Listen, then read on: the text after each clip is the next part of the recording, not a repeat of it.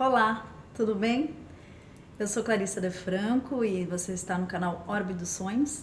E hoje a gente vai discutir, ou enfim, apresentar um pouquinho dos fundamentos da psicologia arquetípica. A psicologia arquetípica é uma escola neo-junguiana, digamos assim. Ela faz parte, né, das escolas da psicologia analítica ou junguiana, mas ela como se tivesse rompido aí, ela não rompeu com as bases do pensamento junguiano, mas ela traz uma nova perspectiva, né? Basicamente, essa área foi criada por James Hillman, e quando a gente fala criada, né, por uma pessoa, um autor, enfim, há que se pensar que uma escola de pensamento não se cria por uma pessoa. Então aqui é um representante que ficou conhecido na história, que escreveu mais, que de repente a sua produção ela chegou mais ao nosso alcance, né? Porque eu acho importante também a gente lembrar, quer dizer, que uma escola de pensamento ela é produzida a partir de estudos, de debates, de pesquisa. Então, isso se faz em parceria, isso se faz em diálogo, com interlocução, né? Não se faz sozinho. Então, James Hillman é o maior representante, vamos colocar assim. Ele foi diretor do Instituto de Jung em Zurique, que é a referência mundial, né, dos estudos junguianos. Então, é onde tudo acontece, todas as associações, né, inclusive a gente tem aqui no Brasil a Associação Junguiana do Brasil, né, a AGB, e em São Paulo a gente tem o IJUSP, que é o Instituto Junguiano, enfim, de São Paulo, que são vinculados, não é vinculados, mas tem um vínculo associativo, né, uma associação que representa essa associação de Zurique, esse Instituto de Zurique aqui no Brasil. Eu tô na Argentina, tá, gente? Aqui também tem o instituto deles, mas enfim, eu sou brasileiro, então eu falo aqui no Brasil.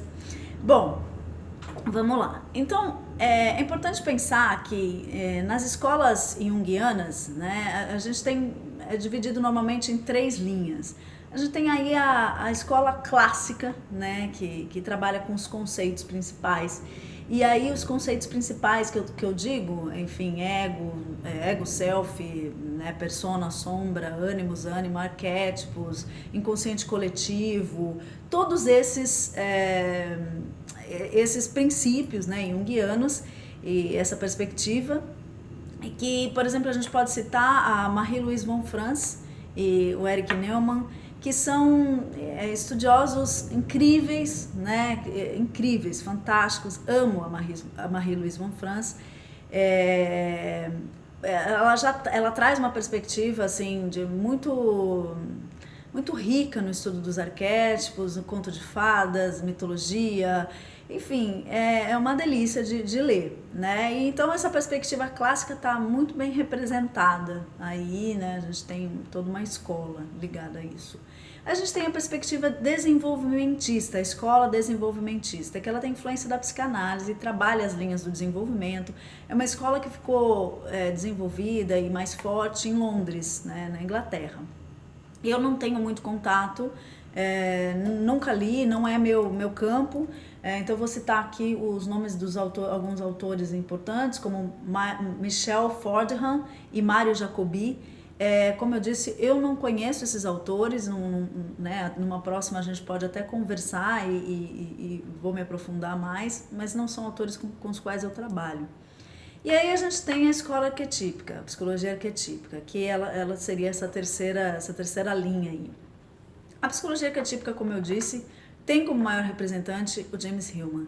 E o Hillman ele traz uma crítica, né, que essa crítica já estava presente na perspectiva junguiana, e ela vem acompanhando alguns debates da psicologia desde o início do século XX, né, como a perspectiva de que algumas escolas que são apoiadas mais no campo das ciências duras, né, no campo das ciências naturais, e que trazem a perspectiva do cérebro, da metáfora computacional, né, cérebro-mente, hardware, software, algumas linhas como, por exemplo, a neuro, né, ou a perspectiva cognitivo-comportamental, enfim, algumas linhas ele entende como psicologia sem psique. No caso, psicologias, ele traduz para psicologia sem alma, né?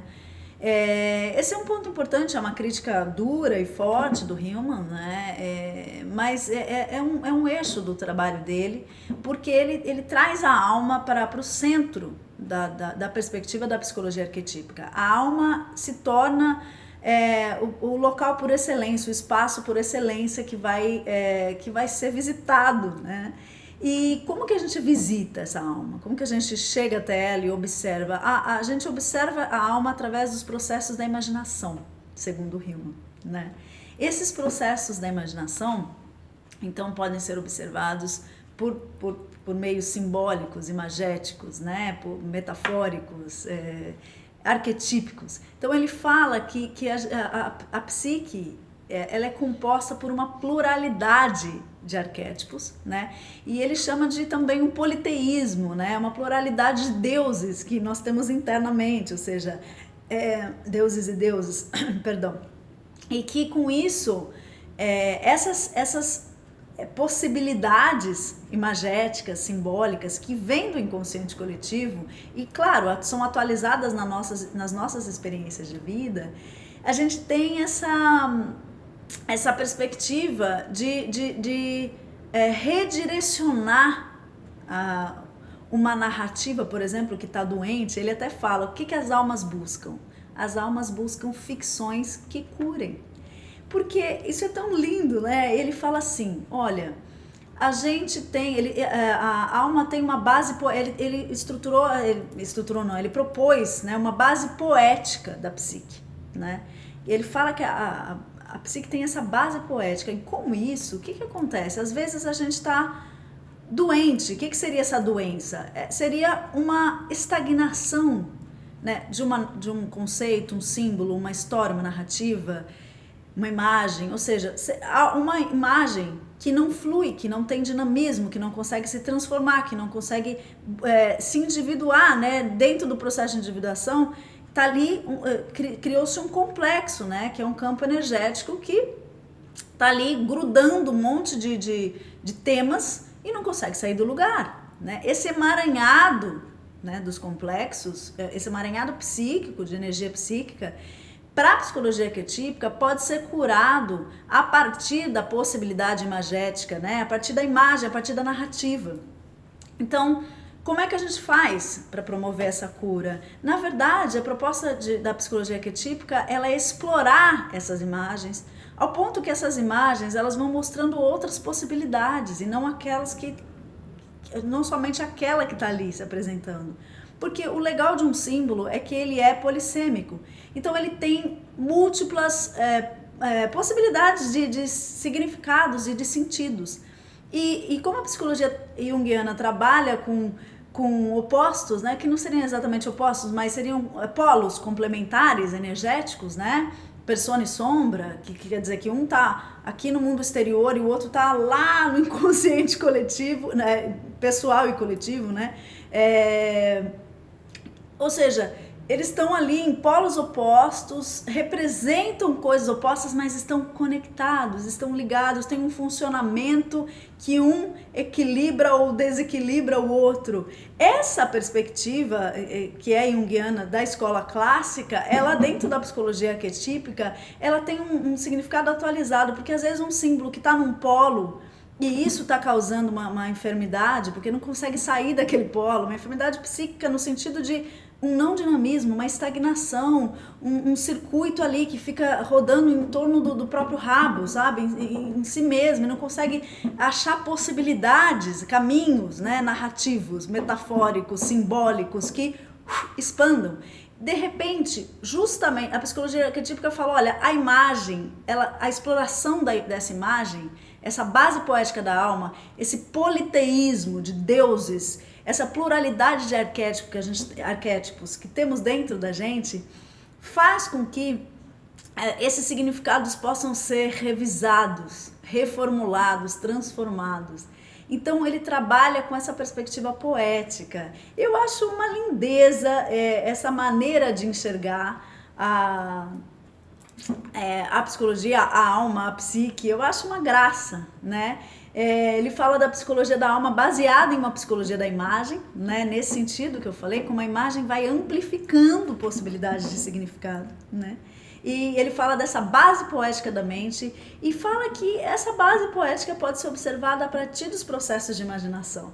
Então ele fala que os deuses estão no nosso interior, que a gente tem um politeísmo aí, um repertório inconsciente gigante que a gente pode acessar e que o terapeuta ou a terapeuta faz justamente esse trabalho de auxiliar a pessoa a acessar outros repertórios que estão lá dentro dela e que às vezes estão contidos na própria imagem que a pessoa está fixada, às vezes não.